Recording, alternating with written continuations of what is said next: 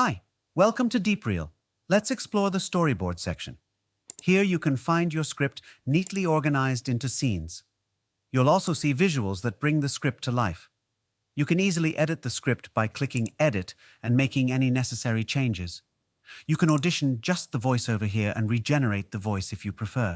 Remember spending hours editing videos? Those days are gone. Next, let's click on the visuals. Do you see the highlighted area? This is where the visual will appear in the video, and you can easily adjust its position or even swap the positions of the visuals with each other. Notice that media settings appear at the bottom right after selecting the visual. Here you can easily change the visual by browsing search results, visuals collected during draft creation, accessing stock media, a huge library of realistic footage, uploading your own photos or videos, or generating unique visuals with AI. To update your visual in the draft, simply click Insert Media and you're good to go. There are plenty more features to explore, so take your time, experiment with different options, and make the video truly yours.